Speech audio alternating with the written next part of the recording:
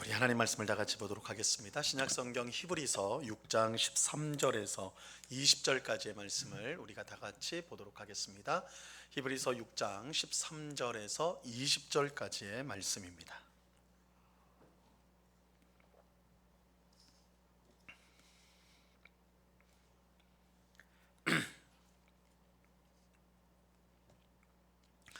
히브리서 6장 13절에서 20절까지의 말씀, 우리가 한 목소리로 하나님의 말씀을 다 같이 읽도록 하겠습니다.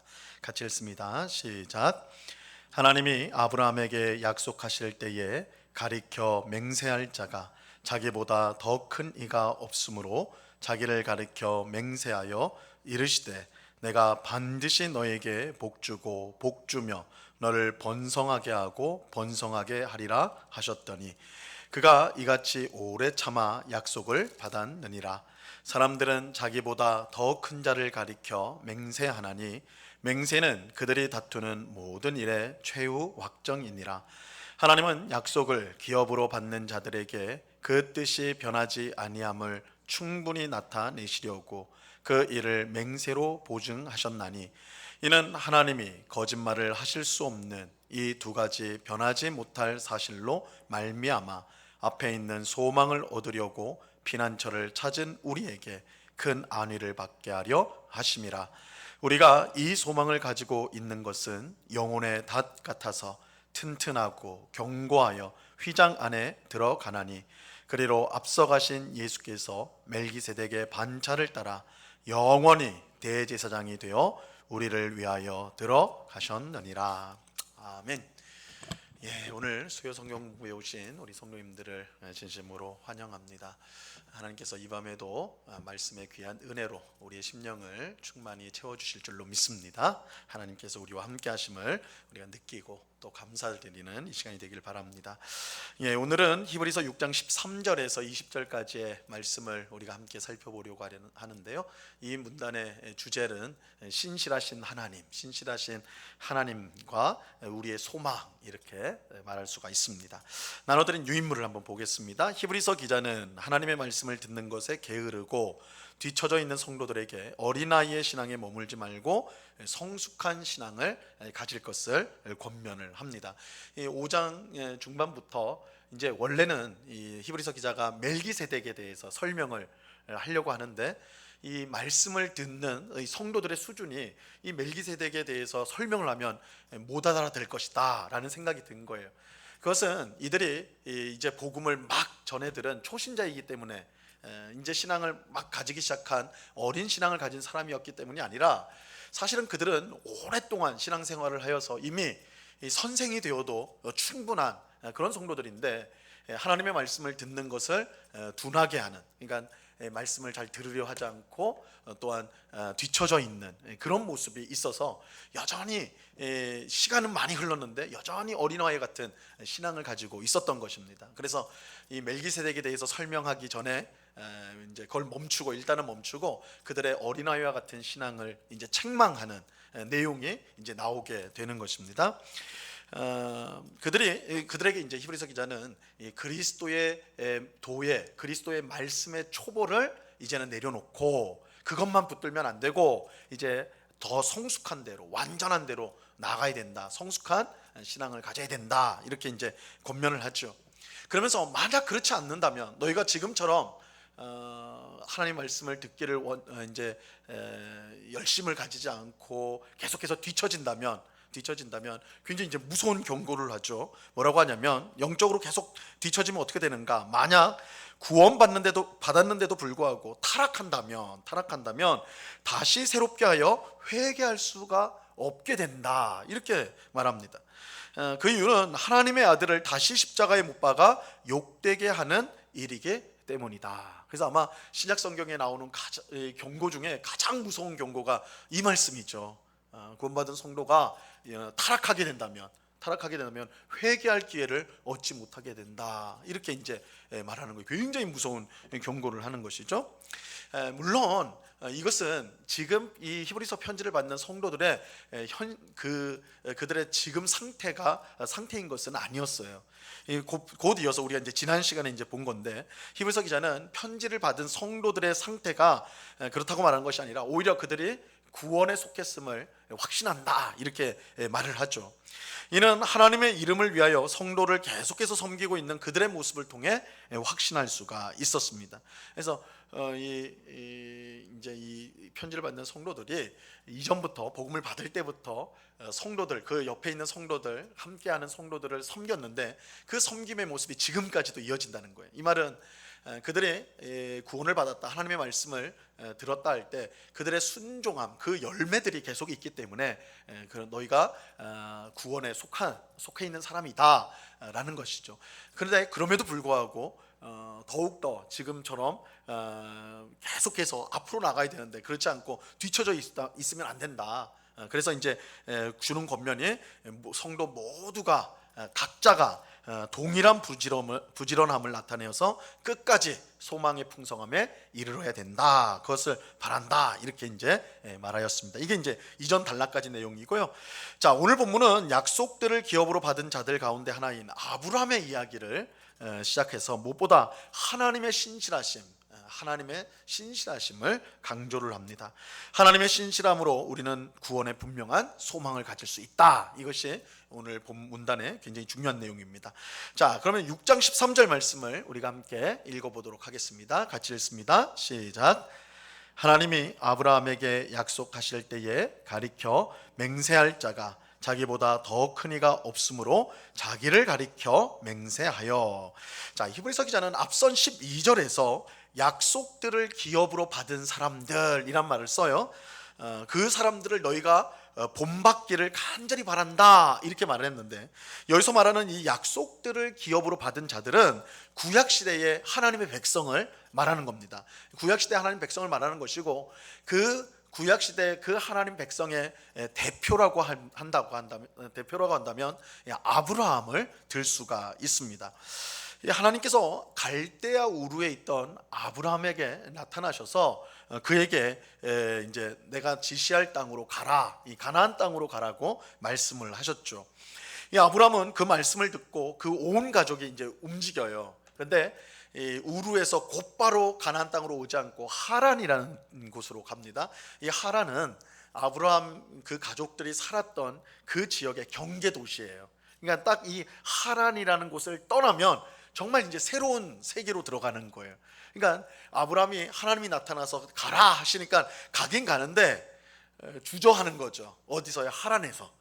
이 하란을 떠나면 진짜 이제 외국으로 넘어가는 거예요. 자신의 문화, 자신의 동족, 이게 다 떠나가지고 이제 새로운 곳으로 가게 됩니다. 근데 그럴 용기는 없는 거예요. 그래서 하란에 이제 그 경계 도시에 탁 머물고 있는 겁니다. 근데 이때 이제 그 아버지 데라가 죽게 되죠. 그때 하나님이 또 한 번 나타나서 내가 지시할 땅 가나안 땅으로 가라고 말씀합니다. 그때서야 이제 비로소 아브라함이 이동을 하게 되는 거예요.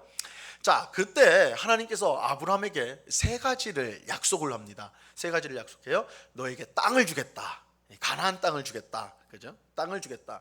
그리고 너의 후손으로 큰 민족을 이루게 하겠다. 큰 민족을 이루게 하겠다. 큰 민족.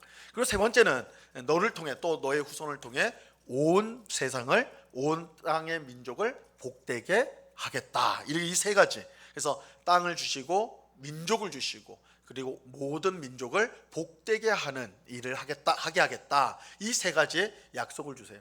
사실 이것은 땅이 있고 민족이 있으면 그걸 뭐라고 부릅니까? 우리가 땅이 있고 민족이 있어요. 사람이 있어요. 그럼 그걸 뭐라고 그래요? 나라죠, 나라.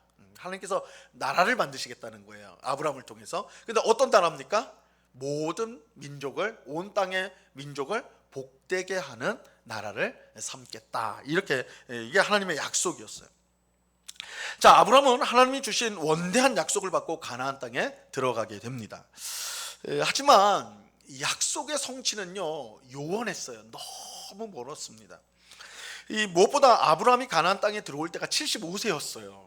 그러니까 아주 팔팔한 젊을 때 하나님 불러주신 게 아니에요. 75세니까 인생의 황혼에 들어올 때 하나님이 불러주셨어요. 우리는 이제 우리 연세 드신 이제 우리 성도님들이 신앙을 늦게 가지신 분들이 곧잘 하시는 말씀이 나도 젊었을 때부터 하나님 불러주셔서 봉사케 하셨으면 얼마나 좋았을까, 그런 마음을, 그런 고백을 여러 번 들었는데, 근데 또 젊은이들은 전혀 그렇게 생각을 안 해요. 젊은이들은 좀 더 늦게 좀 불러주시지, 좀 젊었을 때 실컷 놀다 가야 되는데 교회 다녀야 되니까 놀지도 못하고. 하여튼 아브라함 75세 불렀고, 모세는 몇 세 때 부르셨습니까? 80세 때 불러요. 그죠? 그러니까 하나님의 부르심이라는 게 얼마나 오묘한지 몰라요.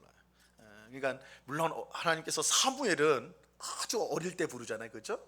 사무엘은 어릴 때 부르시지만 모세라든지 또한 아브라함이라든지 다 또 나이가 다 찼을 때 사실 불러서 하나님의 귀한 역사를 행하신다고요. 그러니까 이 하나님의 부르심은 굉장히 오묘한 부르심이다. 그래서 절대 이르거나 절대 빠른 것이 없다. 이런 것들을 우리가 또 생각해 볼 수가 있습니다. 어쨌든 75세 때 불름 받았어요. 근데 문제가 뭐냐면 자식이 없었습니다. 75세 때 자식이 없었어요. 그러니까 가나안 땅에 올 때 자녀가 없었습니다. 근데 하나님이 주신 약속 중에 하나가 뭐예요? 너를 통해 큰 민족을 준다고 그랬잖아요. 이 큰 민족은요, 뭐 한 두세 명 있으면 큰 민족입니까? 우리 집에 식구가 5명이면 와, 우리 큰 민족이다 이렇게 해요?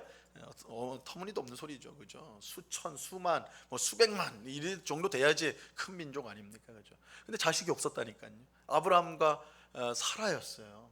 조카로 롯이 같이 따라오기는 했지만 아브라함에게 주신 약속이니까 이 두 사람밖에 없었던 거예요. 아브라함하고 사라 이제 아내하고 10살 차이거든요. 그러니까 아브라함이 75세, 사라가 65세죠, 그죠? 이렇게, 그러니까 이게 될 성질의 것이 아닌 거예요. 그러니까 하나님께서 땅을 주겠다, 그리고 민족을 주겠다, 뭐 이렇게 하셨는데, 이거 하나님이 주신 약속인데, 이거 진짜 이루어질까? 이런 생각을 할 수밖에 없는 상황이었던 것이죠. 자, 근데 마지막 단락을 보세요. 하지만 아브라함에게 주신 하나님의 약속은 반드시 성취가 됩니다. 이것은 너무나 확실합니다. 그 이유는 하나님께서 아브라함에게 약속을 주실 때요, 약속하실 때 자기를 가리켜 맹세를 하셨기 때문입니다. 이 맹세는 자기보다 더 위대한 존재에게 하는 것이죠. 여러분들 혹시 맹세 한번 해보셨어요? 맹세? 이거는 뭐 어른이 맹세하는 경우는 별로 없죠. 법정에 나가가지고 뭐 그런 맹세하는 경우는 있을지 몰라도, 근데 이제 보통 아이들이 맹세하죠. 아이들이 둘이 막 싸우는 거예요, 그죠? 이게 맞다 저게 맞다. 그러면 뭐라고 해요? 하늘에 두고 맹세해, 뭐 이런 식으로 말하죠. 엄마 이름으로 맹세해, 아빠 이름 맹세해, 막 이렇게 하잖아요, 그죠?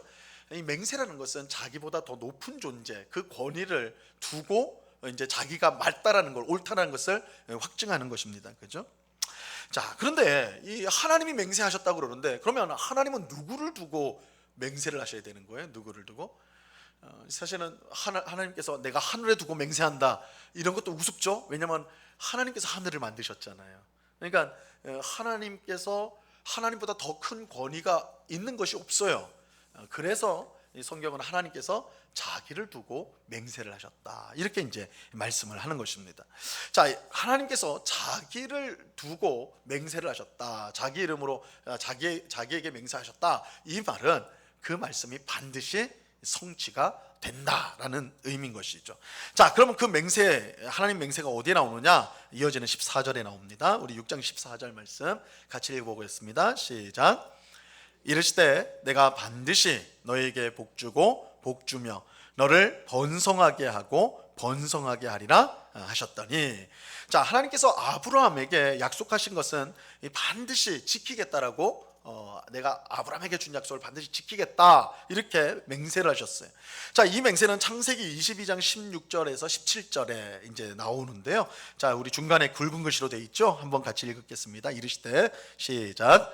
이르시되 여호와께서 이르시기를 내가 나를 가리켜 맹세하노니 내가 이같이 행하여 내 아들 내 독자도 아끼지 아니하였은즉 내가 내게 큰 복을 주고 내 씨가 크게 번성하여 하늘의 별과 같고 바닷가의 모래와 같게 하리니 내 씨가 그 대적의 성문을 차지하리라. 그죠? 내가 나를 가리켜 맹세한다, 이렇게 말씀하면서 17절에 뭐라고 그래요? 내가 내게 큰 복을 주고 내 씨가 크게 번성하여 하늘의 별과 같고 바다의 모래와 같게 하겠다.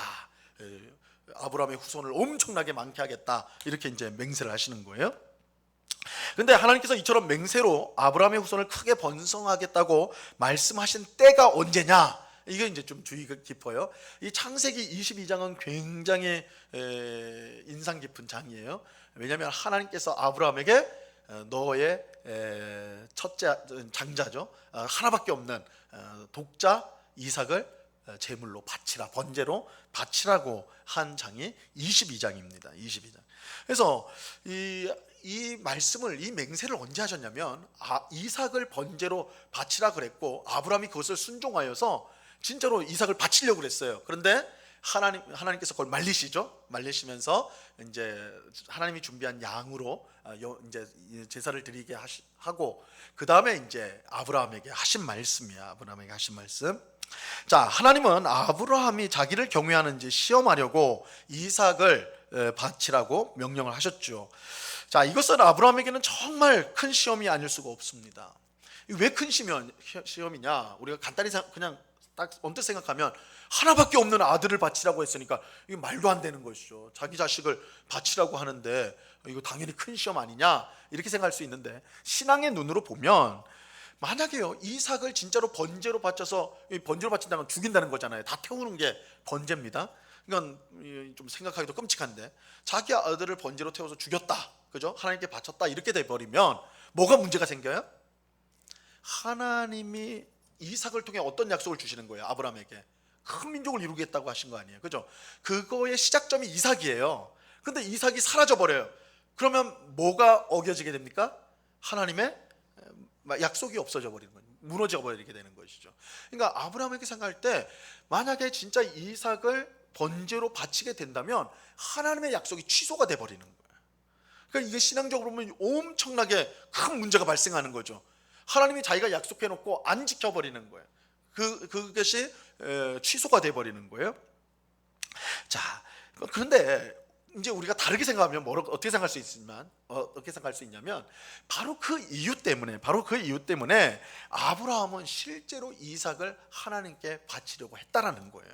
왜냐하면 하나님은 자신이 한 약속을 반드시 지키는 분이기 때문에 그런 거예요. 그러니까 아브라함에게 그 믿음이 없었다면 사실은 주저할 수밖에 없었겠죠. 왜냐하면 이제 창세기 22장을 한번 집에 돌아가셔서 한번 읽어보시면 하나님께서 이 말씀을 탁 하실 때 아브라함이요, 어떻게 합니까? 하나님, 제가 일주일 동안 금식 기도 좀 해보고요, 하나님의 뜻을 내가 좀 확신한 다음에 하겠습니다, 이렇게 안 해요. 그 밤에 받고 그 새벽에 일어나가지고 바로 짐 챙겨서 떠납니다. 곧바로 순종해요. 곧바로 순종. 이게 어떻게 이런 일이 가능할 수 있는가라고 했을 때 사실은 아브라함에게는 하나님께서 자신이 하신 약속은 반드시 지키신다는 그런 확신이 있었기 때문에 이 일이 가능했다는 것이죠. 자, 두 번째 문단을 보세요. 하나님은 아브라함이 시험을 잘 통과했다고 말씀하시고 뭐라고 하냐면 이제야 내가 하나님을 경외하는 줄을 아노라, 이삭을 바치려고 했을 때 그렇게 하는 거예요. 그리고 약속한 대로 아브라함의 후손을 번성하게 하겠다고 맹세를 하십니다. 하나님께서 아브라함에게 주신 약속들은 그 성취가 참으로 요원했어요. 멀리 보였단 말이에요. 하지만 반드시 성취될 것을 믿을 수 있는 이유는 하나님은 그 약속하신 것을 반드시 이루시는 신실하신 분이기 때문입니다. 하나님은 아브라함에게 약속을 주셨을 뿐만 아니라 맹세까지 하심으로써 그의 약속들을 반드시 이루신다는 것을 보여주셨습니다.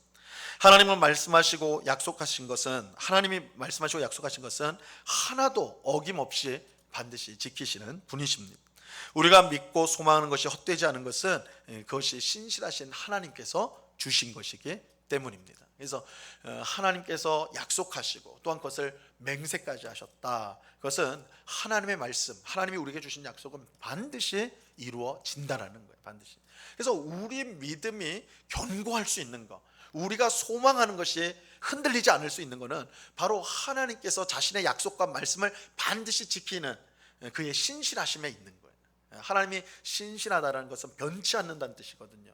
요동하지 않는다는 것이거든요. 그러니까 우리는 내가 얼마나 의심 없이 내가 하나님을 잘 믿나, 내가 그것을 얼마나 붙들고 있나, 이렇게만 생각을 해요. 그런데 우리의 확신은 우리에게 있는 것이 아닙니다. 우리는 사실은 우리의 신앙은요, 요동을 쳐요. 그죠? 환경에 따라, 상황에 따라 여러 어려운 일들이 쌓이고 켜켜이 쌓이면 하나님을 향한 확신과 믿음이 흔들릴 때가 있지 않습니까? 그죠? 삶의 어려움이 오면 그렇단 말이에요. 근데 그런 와중에서도, 그런 가운데서도 우리의 믿음이 견고할 수 있는 것은 우리의 믿음을 하나님의 신실함 위에 있기 때문에 그런 거예요.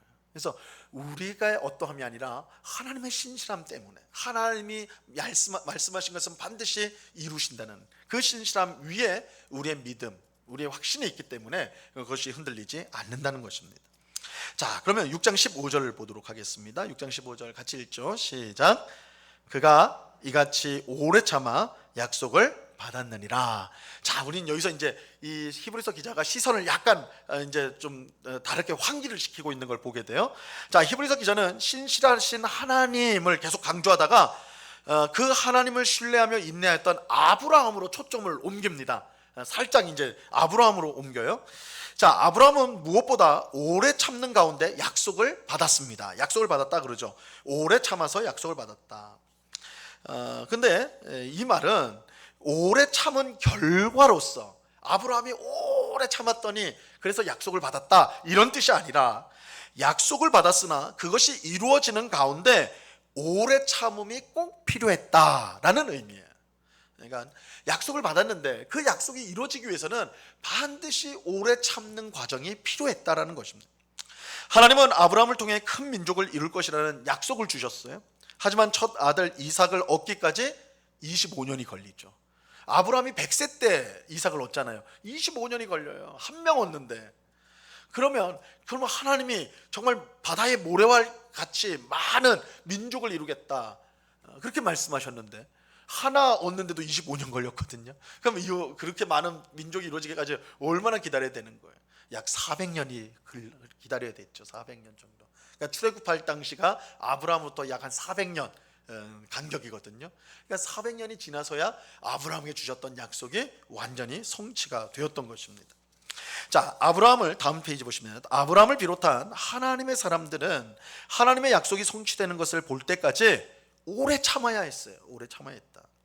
오래 참는 것은 분명 힘든 일이고 막막한 일이죠. 우리에게 가장 힘든 것이 참는 거 아닙니까? 그죠? 참는 게 제일 힘들어요. 그것도 앞에 뭐가 보이기 시작하면 그래도 괜찮은데 보이지가 않은, 앞이 어떻게 될지 모르는 그런 상황 속에서 참고 인내한다는 것은 정말 어려운 일이에요. 정말. 하지만 그들이 오래 참을 수 있었던 것, 아브라함은 적어도 이삭을 얻기까지 25년을 기다려야 됐고요. 큰 민족을 이룰 때까지 400년을 기다려야 됐어요. 그렇게 그들이 오래 참을 수 있었던 것은 신실하신 하나님을 믿었기 때문에 그래요. 신실하신 하나님. 아브라함과 그의 후손들은 삶 속에서 무엇보다 하나님께서 신실하다는 사실을 배우고 체험하였습니다. 그래서 여러분들이 이제 창세기에 보시면 아브라함, 그리고 그 다음 이삭, 그 다음 야곱, 그 다음에 요셉에 이르기까지 이 자녀들의 이야기가 창세기 50장까지 쫙, 12장부터 50장까지가 아브라함, 이삭, 야곱, 요셉의 이야기잖아요. 그죠? 그 이야기를 한번 보면요, 야, 참 재밌다 이렇게 보시면 안 되고, 하나님께서 이들에게 뭘 가르치느냐를 보셔야 돼요. 하나님은 이 네 명에게 다 똑같은 약속을 주세요. 아브라함에게 준 약속이 이삭에게 넘어갑니다. 또 이삭에게 주신 약속, 아브라함과 이삭에게 주신 약속이 야곱에게도 똑같이 주어져요. 그리고 요셉까지 이어져요. 요셉까지. 그래서 요셉이 애굽 총리 아닙니까? 애굽에서 죽잖아요. 그럴 때 애굽에서 이제 총리니까 얼마나 근사하게, 뭐 좀 그 말은 그렇지만 근사한 무덤에 있을 수 있겠어요, 그죠? 그런데 요셉이 마지막 유언할 때 뭐라고 그래요? 내 뼈를 가나안 땅에, 꼭 내 아버지의 집에 거기 무덤에 하라고 그러잖아요. 왜냐하면 이 약속 때문에 그런 거예요. 그냥 요셉이 난 고향에서 묻혀야지 이 정도가 아니라 하나님의 약속인 거예요.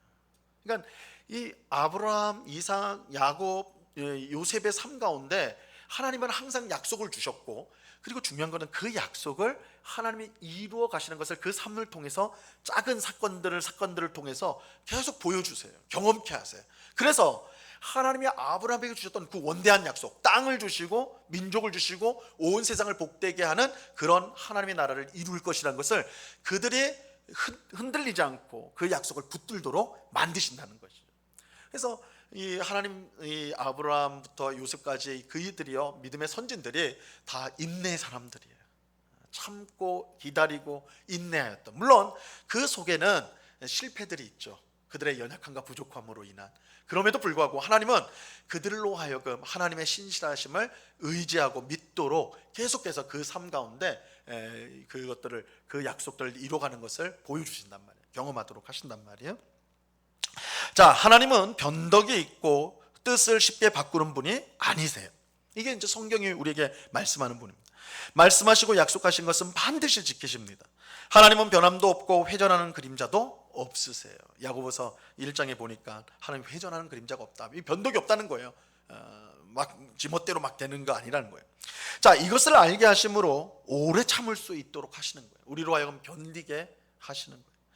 우리는 오래 참는 가운데 진정한 소망이 하나님께 있음을 더욱 깊이 확신하게 되는 것입니다. 오랫동안 묵힌 포도주에서 깊은 맛이 나듯이 오래 참음은 신실하신 하나님을 향한 우리의 믿음을 더욱 깊게 만듭니다. 그래서 뭐 우리는 자주 포도주를 마시는 건 아니겠지만, 우리 교회 안에서 뭐 술 얘기하기 좀 그렇지만 그렇지 않습니까? 포도주는 오래된 거 좋다고 그러잖아요, 그죠? 몇 년 산, 뭐 100년 됐어, 200년 됐어 그러면 부르는 것이 값 아닙니까? 엄청나게 비싸지는 거 아니에요, 그죠? 오래 묵힌 거, 이 오래 묵혔다는 것이 견디고 참은 거 아니에요, 그죠? 근데 그 맛이 깊은 것처럼 어떻게 보면 우리의 삶 속에 여러 어려움들, 답답한 일들, 힘든 일들을 참고 견딘 성도에게 정말 신앙의 깊은 향기가 드러나게 되는 것입니다. 우리는요, 우리 이제 특별히 한국 교회가, 한국 교회는 이제 초고속 성장을 했잖아요. 초고속 성장을 할 때 그 바탕이 사실은 이제 성령의 강력한 역사로 인함이 있었어요. 그래서 성령 운동을 우리가 이제 아는 것처럼 70년대, 80년대, 90년대까지 굉장히 이제 부흥 운동이 일어났죠, 성령에 의한. 그런데 이제 이 성령의 역사를, 이제 성령의 그런 강력한 역사에 의한 성장을 하다 보니까 성도들이, 우리들의 신앙의 모습이 어떻게 됐냐면, 하여튼 기도 뭐 딱 어떤 좋은 뭐 하여튼 뭐 은혜가 많다, 역사가 많다는 그런 집회에 가가지고 하여튼 열심히 막 울고 불고 막 기도해가지고 능력 받으려고 하는 거예요, 그죠? 능력, 어디 기도원 가가지고 막 며칠 동안 기도해가지고 뭔가를 받으려고 하는 거예요. 성령의 능력을 받는 거예요. 은사를 받아. 그러면 어떻게 된다? 내가 완전히 바뀐다고 생각을 하는 거예요. 내가 완전히 그 능력에 의해서 바뀐다라고 생각을 해요. 어떤 능력을 받아가지고. 그래서 실제로 이제 기도원 갔다 온, 교회 안에서 어떤 성도가 제일 무섭냐면 기도원 갔다 온 성도, 그렇죠? 금식 많이 한 성도가 무서워요. 기도 많이 하는 성도가 무서웠단 말이에요. 왜냐하면 막 무슨 능력을 받은 것처럼 자기가 받았다고 해가지고 막, 그죠? 막 함부로 말하고 막 행동하고 그렇게 자기가 변한 거라고 생각하고. 그런데 우리가 이제 착각하지 말아야 되는 건데, 우리가 고린도 전서를 보시면요, 고린도 교회가 참 한국 교회랑 굉장히 비슷해요. 왜냐하면 성령의 은사가 거기가 굉장히 풍성했거든요. 그래서 고린도전서 12장 14장에 보면 성령의 은사에 대한 장이 나와요. 아예 성령의 은사가 워낙 거기 강력하게 나타났기 때문에. 그래서 바울이 심지어 뭐라고 했냐면, 야, 내가 너희들 보니까 너희가 왕이 됐구나. 왕이 됐다는 말이 뭐예요? 니들 말하고 싶은 거 다 말하고 행동하고 싶은 거 다 하는구나. 비꼬는 말이거든요. 바울이 굉장히 비꼬는 말이에요. 너희 왕이 됐구나. 그들이 은사를 많이 받았어요. 성령의 체험을 많이 했어요. 신앙적인 체험을 많이 했어요. 그런데 어떻게 됐어요? 그래서 교만해진 거예요. 그러니까 뭔가 나타나는 어떤 역사가 있고 막 힘이 나타나고 이런데, 사실은 그 성품, 그 마음은 변함이 없어요. 아직 어린아이인 거예요. 고린도전서에 보면 고린도 교회가 얼마나 영적인 어린아이인가. 영적인 어린아이인데 가진 건 많은 어린아이인 거예요. 그러니까 그걸 제대로 사용을 못하는 것이죠. 온갖 문제가 다 일어나는 게 돼요. 이 영적인 성숙이라는 것은요, 절대로 하룻밤 밤새 철야 기도한다고 얻어질 수 있는 게 아니에요. 40일 금식한다고 그 사람이 하나님 앞에서 온전한 심령을 가지게 되는 게 아니에요. 사실 하나님의 사람들이 영적으로 성숙해가는 과정은 일상의 삶 가운데 여러 답답하고 힘들고 어려운 상황 속에서, 그죠? 그런 인간관계, 어떤 뭐 경제적인 어려움이든 또 관계의 어려움이든 그 어려움 속에서 참고 인내하며 하나님의 말씀답게 살려고 몸부림치고 계속 그런 넘어지고 힘든 상황이 돼도 버티고 인내하는 그 과정 가운데서 마치 굳은 살이 배기는 것처럼 이렇게 영적인 성장이 일어나게 되는 거예요. 그래서 어떤 하룻밤에 어떤 과정을 통해서 프로그램을 통해서 되어지는 법이 없습니다. 그러니까 성경의 인물들을 보세요. 하룻밤 사이에 변하는 인물이 어딨냐고요. 없습니다. 없어요. 다 연단을 거치고 인내하고 오래 참는 그 과정들을 지나게 되는 것입니다.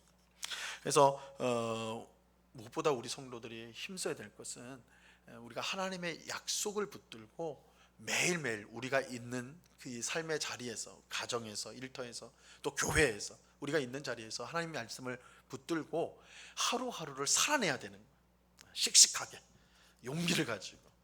그게 필요한 거예요. 그 하루하루가 쌓여서 우리가 예수님을 닮은 아름다운 성도의 모습으로 변화가 되는 것입니다. 그도 없이 막 단기간 속성 코스 없어요. 고3들은 혹시 속성, 수능 속성 이런 거 있을지 몰라도 신앙의 세계는 없습니다. 속성으로 되는 법이 없어요. 우리가 그 답답하고 힘든 과정을 반드시 지나가게 되어 있습니다. 그것을 통해 하나님께서 우리를 성숙한 성도로 만드시는 것입니다. 자, 우리 그 다음 절을 보겠습니다. 16절 같이 읽습니다. 시작. 사람들은 자기보다 더 큰 자를 가리켜 맹세하나니 맹세는 그들이 다투는 모든 일의 최후 확정이니라. 자, 히브리서 기자는 다시 신실하신 하나님께로 시선을 돌립니다. 이제 아브라함에게 갔다가 다시 하나님께로 돌려요. 사람들 사이에 어떤 사실을 두고 다툼이 생기면 맹세를 통해 이제 해결을 하게 됩니다. 자기보다 더 큰 자를 가리켜 한 맹세는 다투는 모든 일의 최후 확정이 되는 것이죠. 하나님은 자기보다 큰 존재가 없으므로 스스로 맹세를 하셨습니다. 이것은 다투는 모든 일의 최후 확정입니다. 자, 하나님이 약속하신 것에 맹세하셨기 때문에 그 약속은 반드시 이루어지게 돼 있어요. 자, 여기에는 그 어떤 의심도 있을 수가 없습니다. 근데 이제 여기서 이제 우리가 이의를 제기할 수가 있는 거예요. 왜냐하면 사람이 하는 맹세는 잘못될 수가 있죠. 사람이 하는 맹세는 어떤 경우에 잘못될 수가 있습니까? 거짓말을 할 수가 있죠. 사람은 거짓으로 맹세할 수가 있습니다. 당장의 자기 이익을 위해서 거짓으로 할 수가 있는 것이죠. 또 한 가지는 거짓이 아니더라도 자기가 무지해가지고 알지 못해서 잘못된 맹세를 할 수가 있습니다. 자, 이런 점에서 이 맹세가 그 자체로 완전한 건 아니에요. 그죠? 하지만 이 하나님의 맹세는 완전히 다릅니다. 완전하다고 할 수가 있는데 하나님은 모든 것을 아시고 거짓말을 할 수가 없기 때문이에요. 자, 하나님이 거짓말을 할 수 없다는 것은 이제 이어지는 18절에서 나오게 되는데요. 자, 먼저는 17절을 보도록 하겠습니다. 17절 같이 읽습니다. 시작. 하나님은 약속을 기업으로 받는 자들에게 그 뜻이 변하지 아니함을 충분히 나타내시려고 그 일을 맹세로 보증하셨나니. 자, 하나님이 맹세하시는 이유는 약속을 기업으로 받는 자들에게 자신의 뜻이 절대로 변치 않는다라는 것을 나타내고자 하시는 것입니다. 사실 하나님은 맹세할 필요가 없죠. 왜냐하면 하나님의 모든 말씀은 참이에요. 하나님은 거짓을 말씀하지 않기 때문에 하나님은 그냥 말씀만 하셔도, 그냥 약속만 하셔도 되는 겁니다. 그런데 그럼에도 불구하고 아브라함에게 약속을 하신 다음에 맹세를 하시는 거거든요. 왜 그럴까요? 결국은 아브라함에게 이 약속이 반드시 이루어진다는 것을 그거를 흔들리지 말라고 하나님께서 그 맹세를 통해 보여주는 거예요. 그래서 이제 하나님께서 자신의 약속에 대한 보증자가 되신다. 맹세로 보증하였다 이렇게 하는데 보증자가 되신다 이렇게 하는 겁니다. 자, 하나님의 약속은 틀림없이 성취된다는 것이죠. 자, 6장 18절입니다. 18절을 같이 읽습니다. 시작. 이는 하나님이 거짓말을 하실 수 없는 이 두 가지 변하지 못할 사실로 말미암아 앞에 있는 소망을 얻으려고 피난처를 찾은 우리에게 큰 안위를 받게 하려 하심이라. 자, 그 다음 장 넘어가시면요, 하나님께서 약속하신 것을 맹세로 보증하신 것은 하나님께서 거짓말을 할 수 없다는 사실을 알려주고, 그렇게 함으로써 앞에 있는 소망을 얻으려고 피난처를 찾는 우리에게 강력한 위로를 주기 위함입니다. 자, 하나님이 거짓말을 할 수 없는 두 가지 변치 못할 사실이 있다 이러는데 이 두 가지가 뭐냐? 첫 번째는 하나님의 약속의 약속, 하나님의 말씀 혹은 약속. 그리고 두 번째는 맹세예요, 맹세. 이 두 가지로 하나님은 거짓말할 수 없다라고 말하는 것입니다. 자, 하나님의 말씀은 절대 변하지 않지요. 그의 말씀과 약속을 보증하는 맹세는 더더욱 그렇습니다. 그의 말씀과 맹세는 절대 변하지 않기 때문에 앞에 있는, 우리 성도 앞에 놓여져 있는 소망을 잡으려고 피난처를 찾는 우리에게 강력한 위로를 줄 수가 있는 것입니다. 자, 여기서 앞에 있는 소망이다라는 것은 예수님을 통해서 주어지는 구원, 하나님의 나라를 뜻하는 거예요. 그래서 우리 앞에 놓여져 있는, 예수님을 통해 구원과 하나님의 나라가 놓여져 있는 것이죠.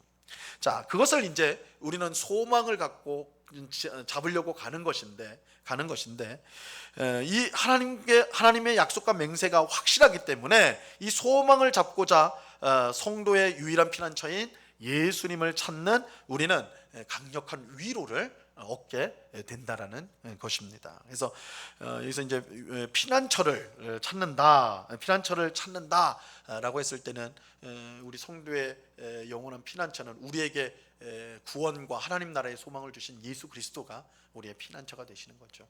그래서 그 피난처를 우리가 찾는 우리들에게는 하나님의 신실하심 때문에 우리는 강력한, 그냥 위로가 아니라 아주 강력한 위로를 우리가 누릴 수가 있다라는 것입니다. 자, 19절로 가겠습니다. 19절 같이 읽습니다. 시작.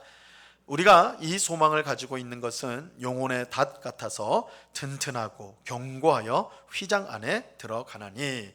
자, 우리는 예수님을 통해 주어질 구원과 하나님 나라에 대한 소망을 가집니다. 이 소망을 가지는 것은 영혼의 닷과 같아서 튼튼하고 견고합니다. 이 닷이라는 것은 배를 정박시킬 때, 고정시킬 때 쓰는 거잖아요. 그래서 큰 배는 그 닷이 엄청나더라고요. 그 닷을 푸는데 그것이 이제 그 워낙 무겁기 때문에 이제 큰 배들은 기계로 닷을 이제 내리고 올리고 이렇게 이제 작업을 하게 되는데, 이 닷이 또 큰 닷이 무겁고 그죠, 든든한 닷이 탁 내려져 있으면 이제 물결이 치고 막 이러더라도 배가 떠내려가지 않는 것이죠. 닷을 치지 않으면, 닷을 내려놓지 않으면 배가 움직일 수밖에 없는 거죠. 조류에 의해서 이제 떠내려가게 되는 겁니다. 근데 이 닷이 딱 밑에 받치고 있기 때문에 떠내려가지 않는 거예요. 마찬가지로 예수님을 통해 주어질 구원과 하나님 나라에 대한 소망을 분명히 붙들고 있는 성도는요, 세상 속에서 떠돌아다니지 않습니다. 이것이 우리 영혼의 닷이에요. 우리의 영혼의 닷. 이 닷을 우리 이 소망의 닷을 딱 내리고 있으면 우리가 세상을 따라서 세상이 이리 가고 갈 때 이리 흔들리고 저리 갈 때 저리 흔들리는 그런 일이 없다라는 것이죠. 그래서 우리 성도가 가지고 있는 이 소망이야말로 우리의 영혼의 닷인데, 그 소망, 구원과 하나님의 나라에 대한 그 분명한 소망을 우리가 놓치면, 우리가 그것을 또한 멀리하면 우리는 이 세상의 흐름대로 흔들릴 수밖에 없습니다. 그러니까 우리가 이제 배라고 생각하시면 나는 그냥 이 한 자리에 난 떠 있을 거야. 난 절대 절로 안 가, 일로 안 가. 닷을 내리지 않으면 아무 소용이 없습니다. 배는 조류가 움직이는 대로 움직일 수밖에 없는 거예요. 우리가 그런 존재입니다. 더욱이 우리 속에 있는 죄성은 사실은 세상의 악한 것들에 더 반응을 하게 되어 있습니다. 그래서 닷을 내리지 않으면 우리는 세상의 악한 것에 끌려갈 수밖에 없는 거예요. 우리는 중립적인 존재가 없습니다. 어떤 누구도 중립적이지 못해요. 우리 속에 들어있는 죄성이 있기 때문에 그 죄성이요, 자석처럼 죄에 끌리게 돼 있어요. 그래서 세상의 좋은 것들에 끌리게 돼 있어요. 우리가 그거는 이제 여러분, 내가 믿음이 좀 약해졌어라고 생각할 때를 한번 생각해 보시면 돼요. 세상에 유혹하면요, 그냥 끌려가 버려요. 내가 기도하지 않고 또한 성령으로 충만치 않고 말씀 가운데, 예배 가운데 있지 않다면 세상이 이끄는 대로 쉽게 흘러가게 돼 있는, 닻이 부실하면 그렇게 되는 것이죠. 그래서 하나님이 예수 그리스도를 통해 주신 구원과 또한 우리가 장차 들어가게 될 하나님의 나라에 대한 이 소망, 우리의 영혼의 닷과 같은 이 소망을 우리가 굳건히 내리고 있어야지, 굳건히 내려 있어야지 세상이 흔들릴 수 않을 수가 있다라는 것입니다. 자, 근데 이처럼 이제 닷을 분명하게 영혼의 닷을 탁 내리고 있는, 소망을 붙들고 있는 성도는요, 이 소망을 가지고 휘장 안으로 들어간다 이렇게 말하고 있어요. 휘장이란 말을 우리가 쓰지를 않는데 커튼이에요. 커튼. 여기 우리 교회 벽면에 붙어 있는 커튼을 말합니다. 휘장 안으로 들어간다. 이 표현은, 이 휘장은 지성소 앞을 가로막고 있는 휘장을 뜻합니다. 이 성전에 가장 깊숙한 곳에 지성소가 있어요. 지성소는 지극히 거룩한 장소라는 뜻이에요. 지성소, 가장 거룩한 곳이에요. 왜 가장 거룩하냐? 하나님께서 그 지성소 안에 있는 법궤, 지성소 안에는 법궤가 있거든요. 그 법궤 위를 뭐라고 부르냐면 시은좌라고 불러요. 은혜의 자리다. 은혜를 주시는 자리에. 그래서 그 자리에 하나님께서 임재하세요. 그래서 법궤 위가 하나님의 법궤 위가 하나님의 자리예요. 쉽게 말해서 하나님이 임재하시는 곳. 그래서 지성소가 가장 거룩한 것입니다. 이 성도에게 소망은 지성소에 들어가게 하여 하나님 앞에, 성도에게 소망은 지성소로 들어가게 하여 하나님 앞에 우리가 서도록 만든다 이렇게 말하고 있습니다. 자, 20절이 더 그 내용을 부연하고 있습니다. 같이 읽겠습니다. 시작. 그리로 앞서가신 예수께서 멜기세덱의 반차를 따라 영원히 대제사장이 되어 우리를 위하여 들어가셨느니라. 자, 성도가 소망으로 지성소에 들어갈 수 있는 것은 그곳으로 대제사장이신 예수께서 앞서서 들어가셨기 때문입니다. 자, 예수님은 지성소로 들어간 우리의 선구자다라고 할 수가 있습니다. 그래서 그리로 앞서가신 했는데 이게 선구자라는 뜻이에요. 선구자. 예수님이 선구자예요. 선구자. 먼저 들어가신 분이다. 자, 그런데 그는 1년에 단 한 번 지성소에 들어갈 수 있었던 아론의 반차를 따르는 일시적인 대제사장이 아니에요. 구약 성경에 보시면 아론 그리고 그 자손들이 대제사장직을 하는데, 대제사장들이 지성소에 들어가게 됩니다. 다른 사람은 아무도 못 들어가요, 지성소에. 그런데 언제나 들어가느냐? 그렇지 않아요. 1년에 단 하루, 대속죄일, 7월 10일 날 대속죄일에 단 하루 그 속에 대제사장이 들어가게 됩니다. 그러니까 1년에 단 하루만 그 속에 들어가게 되는 거예요, 아론 계열의 대제사장은요. 그런데 예수님은 아론 계열의 제사장이 아니죠. 대제사장이 아니에요. 이제 우리 다음 시간에 7장에 보면 이제 멜기세덱에 대해서, 드디어 멜기세덱에 대해서 설명하는데, 예수님은 멜기세덱의 반차를 따르는, 계열을 따르는 영원한 대제사장이 있어요. 그래서 예수님은 언제나 그 속으로 들어가시는 거예요. 그러고 예수님이 들어가시기 때문에, 선구자로 들어가셨기 때문에 우리도 그 예수님을 힘입어 언제나 하나님 앞으로 들어갈 수가 있는 것입니다. 자, 대제사장이신 예수님은 십자가 죽음으로 우리의 죄를 완전히 씻었습니다. 우리가 가진 소망이 뭐라고 했어요? 구원과 하나님 나라라고 그랬죠. 이 소망은 예수님의 십자가 속죄 사역에 근거를 두고 있습니다. 그러므로 구원과 하나님 나라에 대한 소망을 가진 성도는 자기 자신이 아닌 예수님의 십자가를 언제나 바라봐야 하는 것입니다. 여러분, 우리가요, 예배 나올 때에 그래도 딴 사람들 다 들로 산으로 놀러 갔는데 나는 믿음이 있어가지고 이렇게 나는 예배당으로 나왔다, 나는 예배를 드린다. 그걸 훌륭합니다. 그러나 그것 때문에 하나님 앞에 서 있는 것이 아니에요. 내가 믿음이 있기 때문에, 내가 하나님 앞에 헌신되어 있기 때문에, 내가 하나님께 충성됐기 때문에 그런 것이 아니에요. 우리가 하나님 앞에 나올 수 있는 것은 오직 예수 그리스도의 십자가 공로 때문이에요. 예수님의 십자가 공로 때문에 우리가 그 공로를 힘입어, 그래서 히브리서 10장 19절 우리 나중에 볼 텐데, 10장 19절은 형제들아 우리가 예수의 피를 힘입어 성소에 들어갈 담력을 얻었다 이렇게 고백을 하거든요. 우리가 언제나 예수님의 십자가 그 공로를 힘입어서 하나님 앞에 나아간다는 걸 생각을 해야 돼요. 자, 이것은요 이렇게 생각하셔야 돼요. 여러분들이 이제 예배에 나왔을 때, 하나님 앞에 나왔을 때 제일 먼저 뭐를 해요? 회개를 할 겁니다. 그죠? 제가 지난 한 주간도 정말 엉망진창으로 살았습니다. 나 같은 죄인도 하나님 앞에 나올 수 있나요? 죽여주십시오 막 이렇게 사극에서 죽여주십시오 막 이래 맨날 그러죠.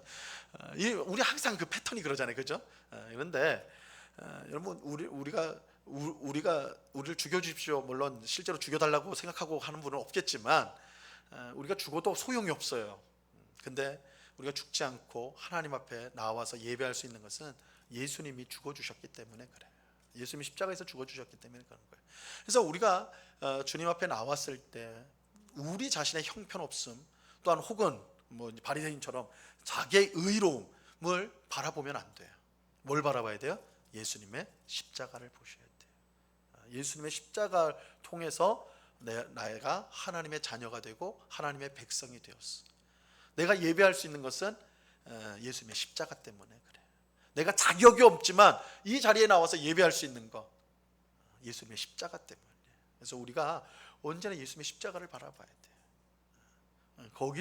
거기에 우리의 소망이 있는 그 예수님의 십자가를 바라보면서 하나님 앞에 우리는 나가는 것입니다. 그 예수님의 십자가 때문에 하나님은 형편없는 우리지만 기쁘게 받으시는 거예요. 우리의 기도를 들으시고 우리의 찬송을 받으시고 우리에게 귀한 말씀과 성령의 은혜를 베풀어 주시는 것입니다. 그래서 나 자신을 볼 게 아니라, 그래서 교회 나와서 나 자신을 보는 게 아니라 아유 내가 이렇게 또 형편없었구나 모자랐구나 그걸 보는 게 아니라 그런 나인데도 불구하고 나를 사랑하신 예수님의 십자가를 바라보는 것, 이것이 성도가 언제나 생각하고 또한 바라봐야 될 것입니다. 그래서 예수님의 십자가를 바라봐야 된다. 예수님의 십자가를 바라볼 때 우리의 소망은 더욱더 분명해지고 우리는 신실하신 하나님을 바라보며 소망의 성취를 향해 힘있게 나아갈 수가 있게 되는 것입니다. 그래서 오늘 우리가 함께 본 것은 가장 중요한 주제는 하나님은 신실하시다. 하나님이 신실하시다. 그래서 우리가 꼭 기억하십시오. 하나님은 변함이 없으신 하나님이세요.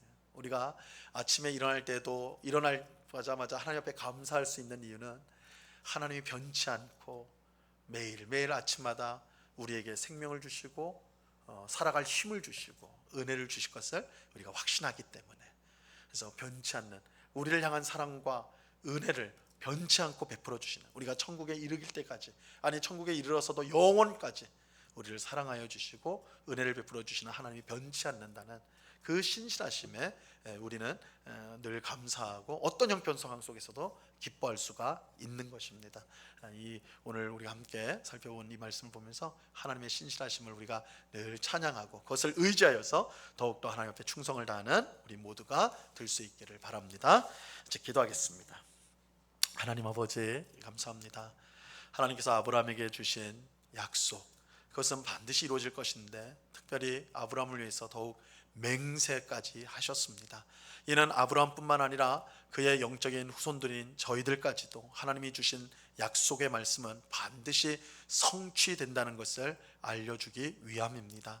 우리에게 구원을 주시고 하나님 나라를 유업으로 주시겠다고 한 그 약속은 반드시 이루어질 것입니다. 내가 너희를 자녀로 삼았다, 내가 너희를 구원하였다 말씀하신, 의롭게 하였다, 그 말씀이 반드시 성취될 것을 믿습니다. 우리가 이 믿음과 가지고 신실하신 하나님을 의지하며 매일을 살아가는 저희들 되게 하여 주옵소서.